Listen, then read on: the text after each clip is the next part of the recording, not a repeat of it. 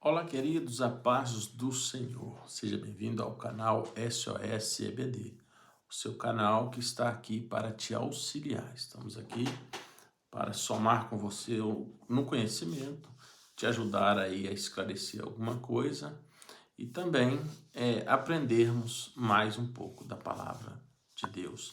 Hoje nós iremos estudar a lição de número 5, que será passada nas igrejas no dia 5 de maio de 2024. O tema da lição de hoje, o título, melhor dizendo, da lição de hoje é Os Inimigos do Cristão. O cristão tem inimigo? Quais são os seus inimigos? Quais são os adversários, os seus oponentes? Sabemos que estamos a caminho do céu, sabemos que estamos vivendo de passagem nessa terra, mas enquanto aqui estivermos, teremos que enfrentar os opositores, né? Esse caminho, nós já passamos aqui pela lição do caminho estreito e a porta, o caminho apertado e a porta estreita, e é justamente nesse caminho apertado com a porta estreita que o inimigo ou os inimigos ainda se manifestam e a gente tem que vencê-los e superá-los, não é isso? Texto áureo está em Gálatas capítulo 5, versículo 25 e 26, que diz assim: se vivemos no Espírito, andemos também no Espírito. Não sejamos cobiçosos de vanglórias, irritando-nos uns aos outros, invejando-nos uns aos outros. A verdade prática diz assim: na jornada da fé há inimigos que tentam nos atrapalhar, o diabo, a carne e o mundo. Mas em Cristo somos mais que vencedores. Então, além da gente estar trilhando em um caminho apertado e onde a porta, né, ela é estreita, nós ainda temos que vencer esses inimigos que são reais, né? Essa realidade, ela não pode ser ignorada. O crente, ele tem os seus inimigos: o diabo, a carne e o mundo. Sobre esses três inimigos é que nós estudaremos na lição de hoje, né? Nós precisamos ter em mente que esses inimigos, eles não são só opositores, eles não estão aqui só para nos dificultar a caminhada, nos atrapalhar a prosseguir rumo ao céu. Não, eles são perigosos, né? Eles tentam a todo custo nos parar, nos remover do caminho, nos tirar do direcionamento da obra de Deus, nos tirar o nosso foco, tirar a nossa comunhão com Deus, atrapalhar a nossa jornada. Então a gente precisa ficar muito, muito atento a estes inimigos. No primeiro ponto, nós podemos ver aqui que o primeiro inimigo do cristão é o diabo. Por quê? O diabo, desde o início, ele se coloca, ele está colocado como um inimigo, aquele que veio para atrapalhar mesmo, aquele que veio para se opor ao cristão, ao homem, né? O diabo, desde o princípio, ele trabalha, ele planeja, ele arquiteta, ele faz plano, ele arma ciladas, ele faz de tudo para destruir a comunhão entre o homem e Deus, entre Deus e a sua criação, né? A sua obra-prima, diga-se de passagem essa. Verdades que nós precisamos saber, né, acerca do diabo. A primeira o diabo ele é real. Ignorar esse fato é sem sombra de dúvidas,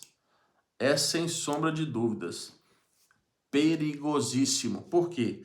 Uma vez que o cristão nega a existência do seu inimigo, o diabo, o diabo ele se beneficia disso, ele tira vantagem, é, ele consegue trabalhar, ele consegue agir sem ser percebido. Por quê? Porque se na mente das pessoas a existência dele é fantasiosa, se na mente das pessoas ele não passa de uma figura mística, né? Um ser inanimado que não tenha vida própria, que não tenha inteligência, raciocínio, mas ele vai conseguir agir e atrapalhar essas pessoas, né? Então, a realidade do adversário, do diabo, do nosso adversário, todo texto bíblico traz uma figura dele, alguma ação aonde ele esteja inserido. É claro que não o tempo todo, não estou dizendo que a Bíblia o tempo todo fala do diabo, mas nós vemos desde Gênesis a Apocalipse a presença e as manifestações, né? Os tipos de ações que o diabo se manifesta e até mesmo algumas figuras, algumas pessoas personificadas que literalmente representam o adversário, né? O diabo. Mas nós vamos ver aqui na lição que ele é real. Segundo ponto aqui, a descrição dele. Como que ele é descrito na Bíblia? Primeiro, ele é descrito como um ser espiritual. O diabo ele não é carnal, ele não tem carne. Ele é carnal em outro sentido, né? Ele é carnal no sentido da depravação, no sentido das obras pecaminosas, mas literalmente o diabo ele é espírito. Ele é espírito. Por quê? Porque ele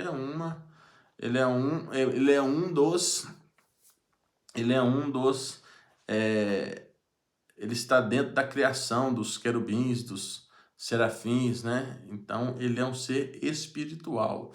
Ele não foi nascido de ninguém. O diabo ele não foi concebido. Ele não é homem. Embora ele atue no campo dos homens, ele age, né? Ele trabalha, às vezes,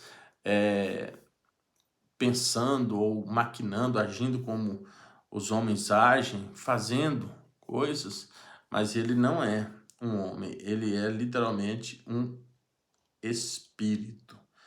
Outras descrições são apresentadas aqui, ó. Ele é o chefe dos anjos caídos. Todos nós sabemos da rebelião angelical e ele liderou essa rebelião.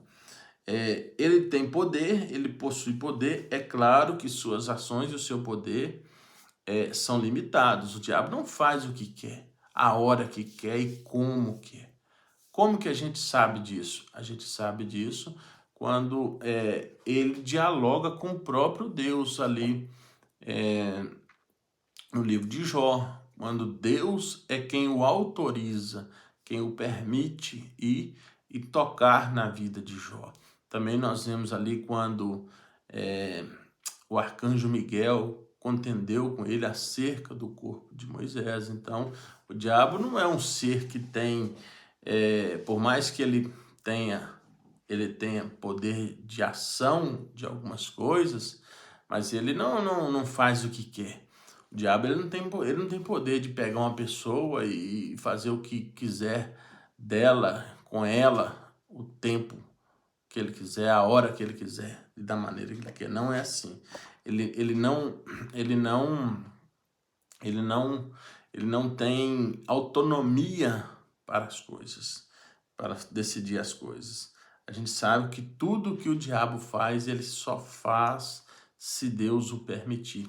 Ah, mas então quer dizer que aquilo ou aquilo outro lá que aconteceu, Deus permitiu? Sim, é permissão de Deus. Talvez não seja a vontade de Deus, mas o diabo só age segundo a permissão de Deus. Fora disso, ele não agiria, né? Outras características dele ou descrições, né? Ele é o Deus deste século, príncipe da potestade do ar. Deus desse século, por quê? Porque quem está sentado, quem está na regência desse sistema corrompido e corrupto, promíscuo, é o diabo. Quem rege a promiscuidade dentro das culturas, das nações, quem rege a vida devassa desse mundo, o curso do pecaminoso que as pessoas vivem, quem cria, elabora, quem promove essas coisas é o diabo. Por quê? Ele se tornou o Deus desse século, o Deus que as pessoas que amam, que praticam o pecado e que amam a prática pecaminosa, adoram. Então, assim como nós adoramos a Deus e fugimos do mal e nos apartamos do mal, escolhemos o caminho apertado e a porta estreita, tem pessoas que escolheram o caminho largo, o caminho espaçoso e a porta larga para passar por elas. Eu disse na aula sobre a porta estreita e a porta larga que o diabo só vai até a porta.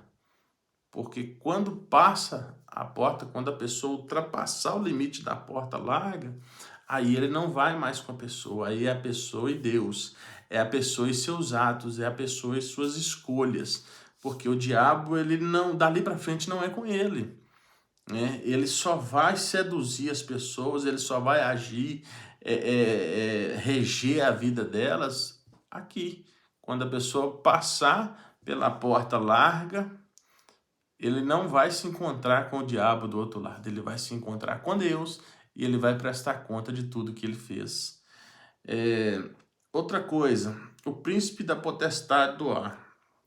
O diabo, ele tem um exército, e esse exército trabalha a sua ordem, trabalha ao seu comando. Estão espalhados por aí, agindo na destruição da vida das pessoas, no sentido moral, no sentido espiritual, e às vezes até mesmo no âmbito físico, né? Promovendo doenças, promovendo catástrofes, promovendo uma série de destruição por causa do poder que eles têm e o utilizam para o mal. É um ser que possui personalidade, ou seja, é uma pessoa, ele é inteligente, ele tem desejo, ele tem vontade própria. O diabo, muitos crentes, muitas pessoas acham que o diabo, por ele ser adversário, o nosso inimigo, por ele ser do mal, ele não tem a inteligência, tudo que ele faça, tudo que ele faz é errado, e tudo que ele faça vai culminar em uma destruição. Não, mas esse é o plano inteligente dele, fazer com que tudo acabe mal para nós, porque para ele já há um fim determinado. A destruição dele, a aniquilação dele já está determinada. Então agora ele vai usar a inteligência dele, ele vai usar a sagacidade dele, ele vai usar as suas vontades próprias, os seus desejos para promover o mal, para promover a injustiça, para promover o pecado.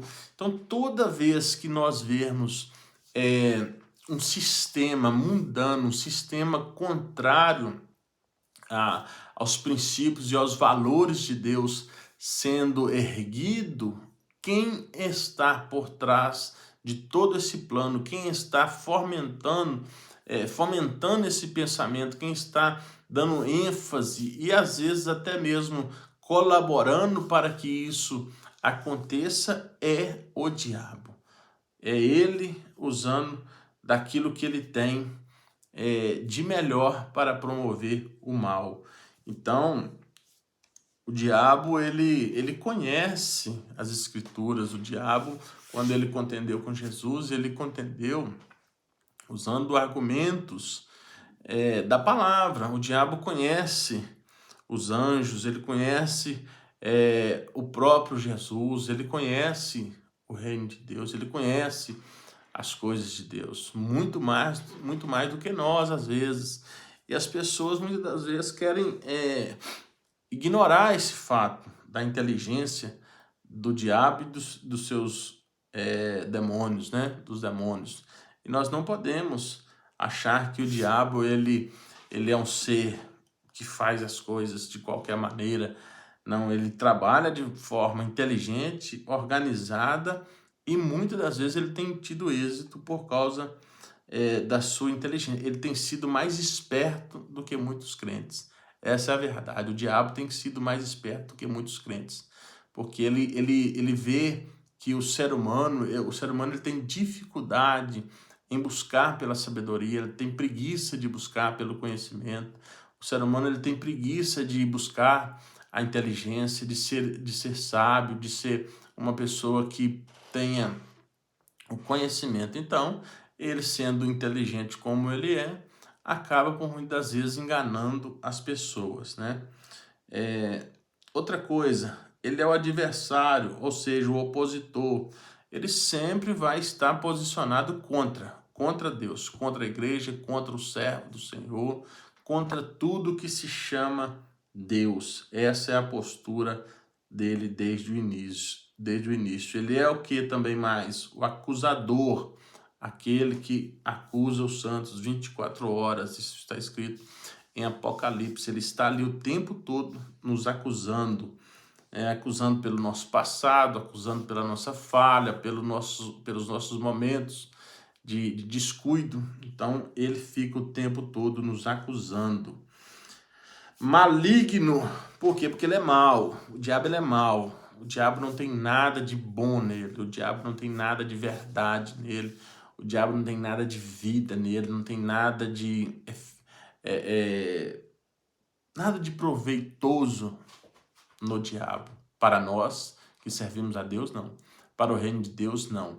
O poder do diabo, para nós não vale nada. A inteligência do diabo, para nós não tem valor nenhum. Tudo que o diabo oferece para nós não tem nenhum sentido, não tem nenhum valor. Quem aceita e quem tira proveito ou é beneficiado pelas coisas do maligno são aquelas pessoas que lhe servem e que estão ao seu serviço, estão trabalhando para ele. Outra descrição, o dragão vermelho, isso fala de quê? O dragão é um animal feroz, destruidor, né?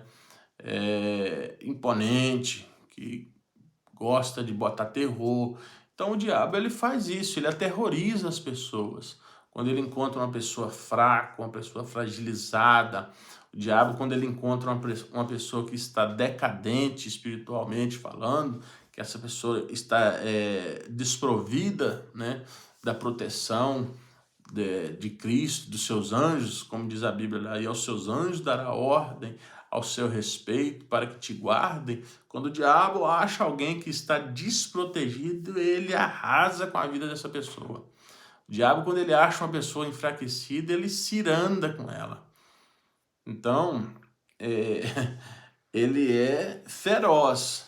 E quanto mais fragilizado a pessoa estiver, mais ele vai tirar proveito e mais ele vai ser covarde, mais ele vai aterrorizar e colocar terror sobre essa pessoa, porque ele é assim. Ele também é o tentador, aquele que o tempo todo vai ficar nos tentando nos levar a um caminho de desobediência, tentando nos levar a um caminho que seja distante da vontade, do plano de Deus para a nossa vida. Ou seja, ele vai estar trabalhando o tempo todo para nos fazer cair. Desde quando ele conseguiu e teve êxito lá com Eva, o diabo não parou mais. E ele não vai parar até o final de tentar as pessoas. De tentar as pessoas pelos seus próprios desejos. De tentar as pessoas pela sua própria cobiça, né? Ele não vai parar de tentar porque ele é o tentador. E essa é essa é uma das principais características do diabo, que é tentar as pessoas. E eu digo sempre uma coisa, a tentação, ela é algo que o diabo tem acesso livremente. Deus não precisa autorizar ele a tentar ninguém. Deus não precisa autorizar a tentação, ele ter acesso à tentação, porque a tentação ela existe para qualquer um. Qualquer um pode ser tentado. Qualquer um. O próprio Jesus foi tentado. Agora, o que Deus pode impedir, e ele intervém muitas das vezes, é no efeito da tentação, né? Deus dá graça para que a gente possa resistir quando a gente está firmado na sua palavra, e muitos não conseguem, não têm esse êxito. Por quê? Porque não estão firmados em Cristo, não estão com os pés firmes na rocha. Então, a tentação ela acaba sendo uma ferramenta muito poderosa nas mãos do diabo. Por quê? Porque ele tem livre acesso à tentação. Porque a tentação ela é um ato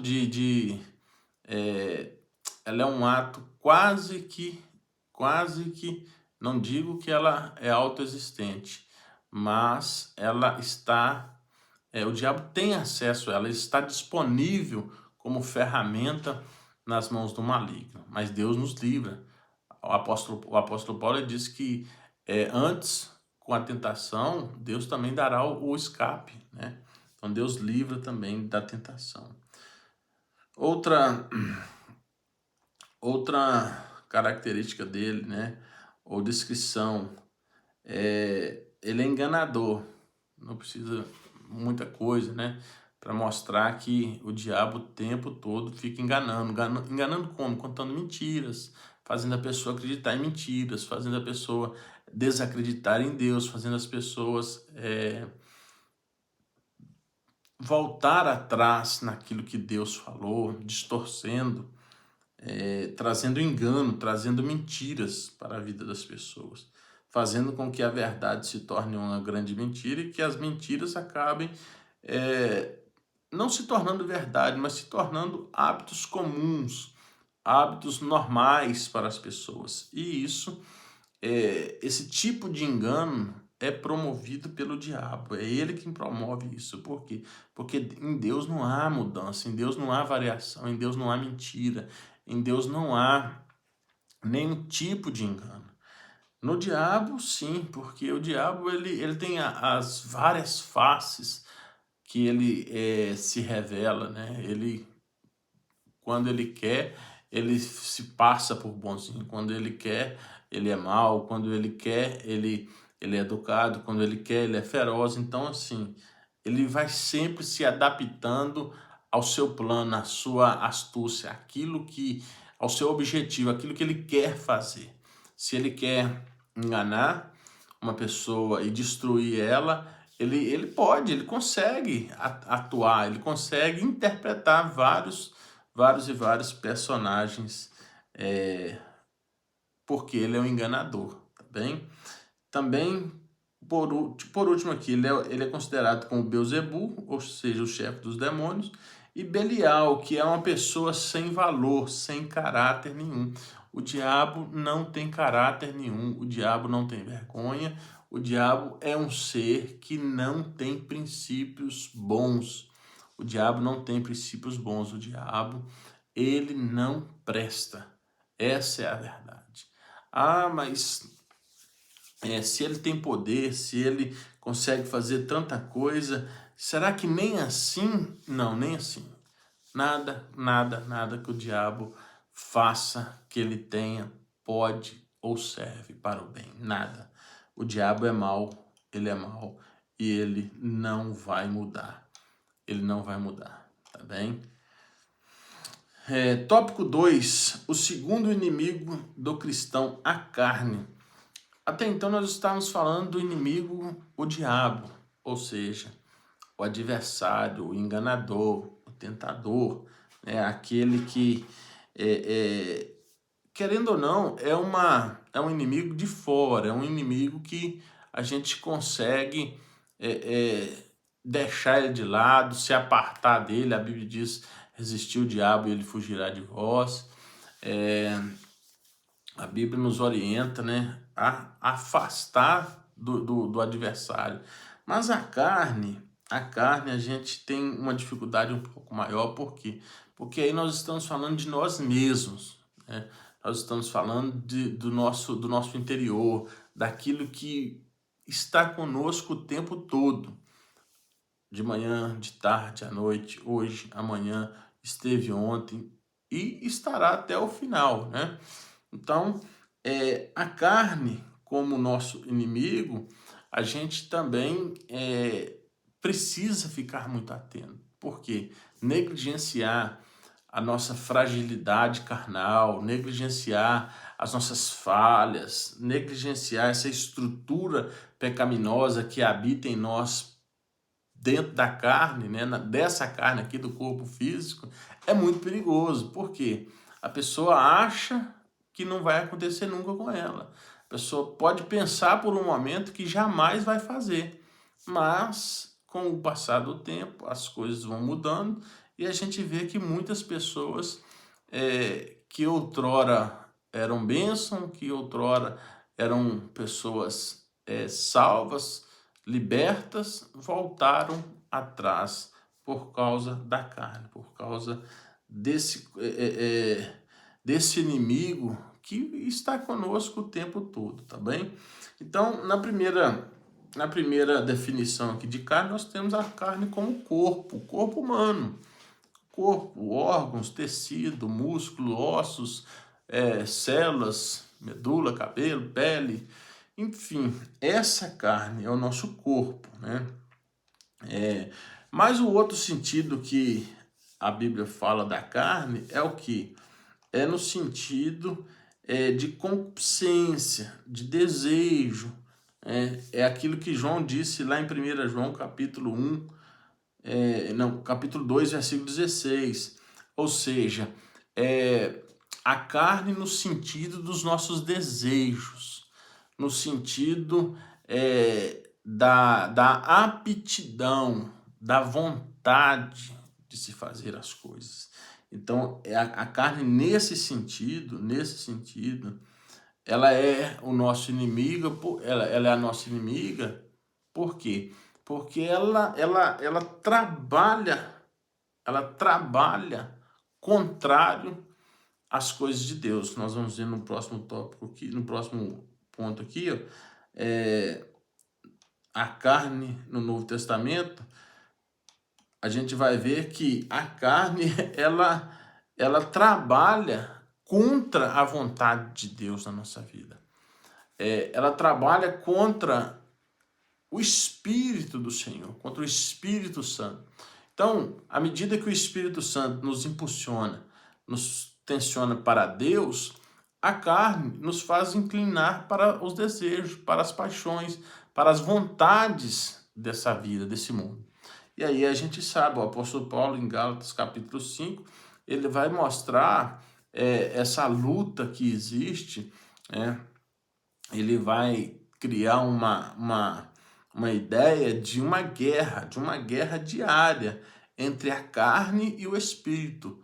Ou seja, a carne o tempo todo pedindo para ser satisfeita, pedindo para ser alimentada, pedindo para que a gente faça a vontade dela, em contraposição ao Espírito, que também pede, que também clama, que também nos impulsiona a servir a Deus, a obedecer a Deus, a fazer as obras de virtude, as obras virtuosas, fazer as obras que agradam a Deus. Paulo diz que as obras da carne, elas produzem morte, mas as obras do Espírito, essas produzem vida. As obras da carne levam à condenação, as obras do Espírito nos levam à liberdade. E, de fato, é assim que acontece. Quando nós rejeitamos, quando nós matamos a nossa carne, não alimentamos ela, não atentamos para o desejo da nossa carne, quando nós não satisfazemos ela, é como se eu dissesse para mim mesmo: a minha carne está com sede, aqui eu tenho água, mas se essa água me fizer mal, me fizer afastar de Deus, eu vou dizer, não, eu não vou beber essa água, eu não vou alimentar a minha necessidade, eu não vou alimentar, vai além da necessidade, nós estamos falando de desejo, eu não vou alimentar o meu desejo, eu estou com vontade, mas eu vou resistir. Eu estou com vontade, mas eu vou aguardar um pouco mais. Eu não vou fazer. Então é essa a ideia que Paulo traz para nós entre a carne e o espírito, da guerra da carne entre a carne e o espírito, dizendo que quem fizer a vontade da carne vai sofrer as consequências, por causa que a carne só nos leva à destruição, à morte, só nos leva ao pecado. Porém, que aquele que fizer a vontade do Espírito, esse vai agradar a Deus e terá por fim as bênçãos de Deus e a salvação em Cristo Jesus. Então, carne e espírito duelam constantemente em nós, porque a concupiscência da carne, ela é o que nos leva, o que nos convida e nos seduz o tempo todo a nos afastarmos de Deus. Toda vez que você vê uma pessoa praticando as obras da carne, satisfazendo os seus desejos carnais, Paulo dá uma lista lá. Paulo ele vai listar uma série de práticas pecaminosas que alimentam a nossa carne. Toda vez que você vê alguém cumprindo uma dessas vontades, uma dessas concupiscências, essa pessoa está vivendo ou estará vivendo na carne e não no espírito. Porque o que vive no espírito vive para o espírito, vive com o Espírito Santo do Senhor. E o que vive para a carne, esse satisfaz a vontade da carne. A perspectiva doutrinária da palavra carne. A palavra carne, doutrinariamente, é o quê? É a natureza humana, depois da queda de Adão. Como vimos, a expressão carne pode ser usada para referir ao corpo humano, mas também a natureza pecaminosa. Isso está escrito em Romanos capítulo 8, versículo 6. Então, quando a Bíblia fala de carne, a Bíblia está dizendo do nosso corpo e também o corpo do pecado, o corpo que, por causa da queda de Adão, nós sofremos as consequências, né? Nós sofremos as consequências do pecado de Adão. Tópico de número 3. Hoje nós estamos acelerando um pouquinho, que eu estou tentando fazer esse resumo o quanto mais resumido possível, para que você, professor, possa se desdobrar, né? Acrescentar algo a mais daquilo que a gente falou aqui, ou talvez você possa ser aguçado em alguma parte aí que você deixou passar despercebido. Eu quero aproveitar aqui e pedir para você que ainda não se inscreveu no canal para ir lá e se inscrever e ativar o sininho ali das notificações, ok? Terceiro inimigo do cristão, o mundo. É muito comum a gente falar as coisas do mundo, música do mundo, ambientes do mundo, roupa do mundo. Então a gente usa muito essa expressão do mundo para dizer que é segundo o padrão desse mundo. Só que a Bíblia quando fala de mundo, a Bíblia, o contexto ali de imediato pode ser a Terra, o planeta, pode ser as nações, pode ser as pessoas, a raça humana, ou pode ser o universo no todo, né? E, por último aqui, os que se opõem a Deus. Então, quando a gente fala roupa do mundo, comida do mundo, bebida do mundo, música do mundo, tudo que a gente fala nesse sentido do mundo, a gente está falando de tudo aquilo que é contrário a Deus. Tudo aquilo que é contrário à vontade de Deus. Por que que tudo que há no mundo, a Bíblia diz assim, ó, não, o apóstolo João diz assim, não ameis o mundo, nem o que no mundo há. Aí ele fala da concupiscência, ele fala da soberba da vida. Por quê? Porque são essas coisas que regem o mundo. São essas coisas que o diabo implantou na mente das pessoas. A depravação, a devassidão, o adultério, a promiscuidade, os vícios, a mentira, a idolatria, a feitiçaria, todos esses males que o diabo implantou nesse mundo no sentido secular, nesse mundo no sentido é, de poder, né, de cultura que se opõe a Deus, tudo isso é considerado as coisas do mundo. Tudo que é contra Deus são coisas do mundo, né? E quem segue esse curso e quem segue essa ideia, quem segue o padrão estabelecido pelo mundo, ele vive as coisas do mundo. Você não vai ver uma pessoa que ama as coisas do mundo cumprindo a palavra de Deus. Você não vai ver uma pessoa feliz na presença de Deus praticando as coisas que o mundo oferece. Dificilmente a gente vai ver uma pessoa que vive um padrão de vida mundano satisfazer ou viver uma vida de comunhão com Deus, porque é impossível. É impossível agradar o mundo e agradar a Deus. Viver no mundo e viver com Deus. É impossível, né? Outra coisa que a gente observa é o quê? Na epístola, outras classificações, né? Esses vícios ou essas práticas mundanas, elas são classificadas em 3 níveis: concupiscência da carne, concupiscência dos olhos e a soberba da vida. Então, são nessas 3 esferas que o adversário ele luta, né? São nessas 3, ou seja, dessas 3 maneiras que ele trabalha. Concupiscência da carne. O que isso significa? É onde ele age na natureza humana, quando a gente sente que, mesmo não querendo, mesmo sabendo, tendo a clareza do erro, de que é errado, mas mesmo assim a vontade aflora. Mesmo assim o desejo vem.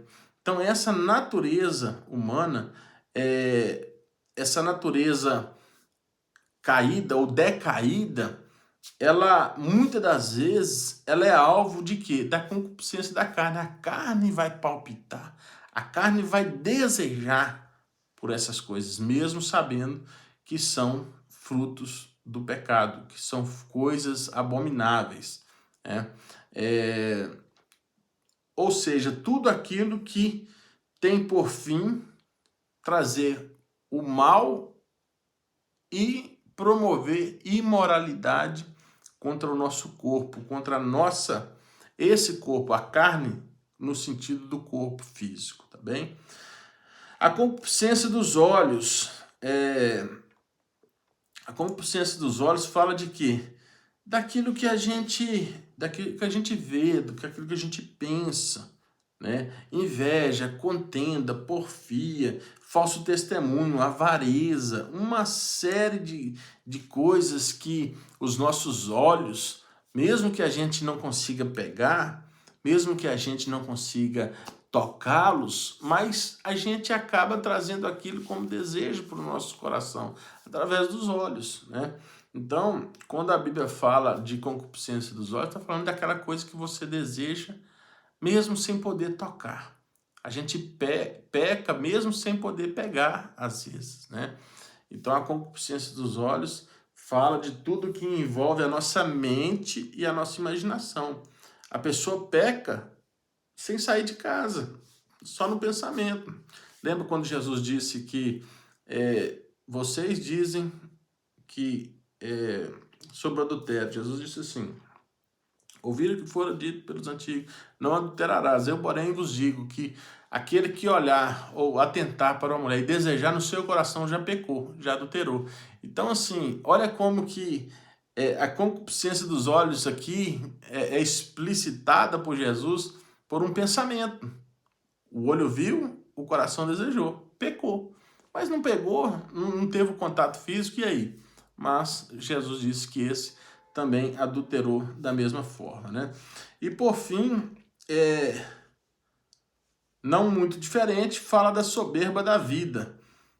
Esse nível de vício expressa a autoglorificação do homem no pecado, denotando seu egoísmo, vanglória e ateísmo. Ou seja, são aquelas pessoas que vivem uma vida como se Deus não existisse.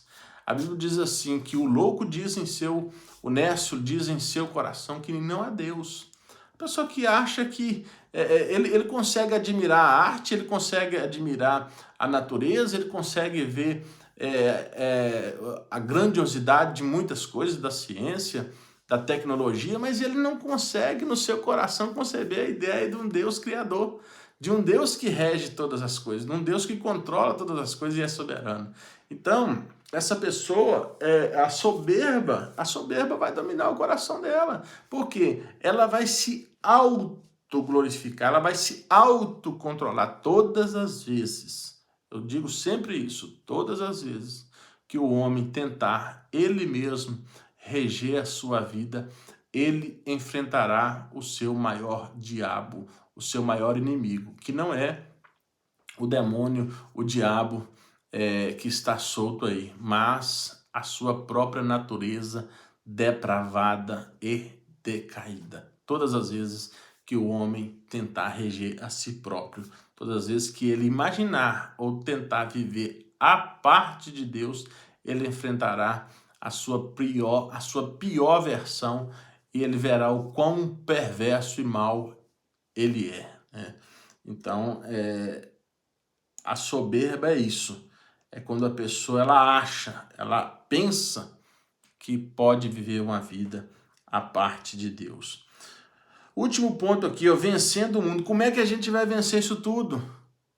Parece impossível, né? Tantos inimigos, tanta dificuldade, tanta barreira, tanta sedução, tanta oportunidade para fazer o mal, para se afastar de Deus. Como que vence isso, né? Há um sistema carnal que age sob o controle do maligno, que busca nos remover do caminho que leva ao céu por meio de ideologias anticristãs, estilos de vidas que não glorificam a Deus e formas contrárias aos valores do Evangelho. Para vencer essas investidas, é preciso ter uma vida cheia do Espírito. Produza o fruto do Espírito Santo todos os dias na sua vida. Produza o fruto do Espírito Santo todo dia na sua vida. Todos os dias, todos os dias, todos os dias, todos os dias. Dá uma verificada. Vê aonde você está com déficit. Vai ali, lê ali, ó. Lê ali. Efésios capítulo 5, versículo 18. Vê todos os dias. Vê ali o que Paulo fala sobre isso. Uma vida cheia do Espírito Santo. Vê lá qual que quando ele fala em Gálatas ali, as obras do Espírito, o fruto do Espírito. Vê ali e veja aonde você está com déficit, aonde você está fraco, aonde você está falhando ali. E pratique, exercite todo dia. Só há um jeito de vencer o diabo, só há um jeito de vencer a carne, só há um jeito de vencer o mundo, sendo obediente até o fim. Sendo obediente à palavra de Deus, sendo obediente aos mandamentos divinos, sendo obediente ao fundamento apostólico, né? Sendo obediente, tendo uma comunhão com Deus, tendo perseverança em meio às tribulações, perseverando, lutando diariamente contra esses inimigos. A conclusão diz assim: o apóstolo Pedro nos adverte a respeito do plano do inimigo em nos tragar. Pedro diz que o diabo não está brincando, ele não está fingindo de ser destruidor, ele não está fingindo de ser mau, de ser maligno, enganador. Ele não finge, ele é, né? Ele não brinca com essas coisas. A ação diabólica é feita mediante aos ataques do inimigo. Então, para não ceder aos seus ardis, precisamos viver constantemente sob a presença do Espírito Santo, preparados e fortalecidos em Deus. Gálatas 5:16, Efésios 6:10. A receita é essa, meus irmãos. Viver uma vida no Espírito. Não extingais o Espírito Santo. Não extingais. Não entristeçais o Espírito Santo.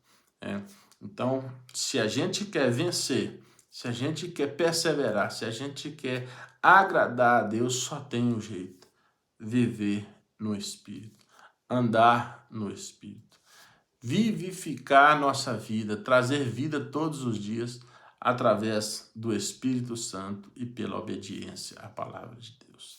Amém? Que Deus em Cristo Jesus te abençoe e te dê uma ótima e excelente aula no dia de hoje. Deus te abençoe.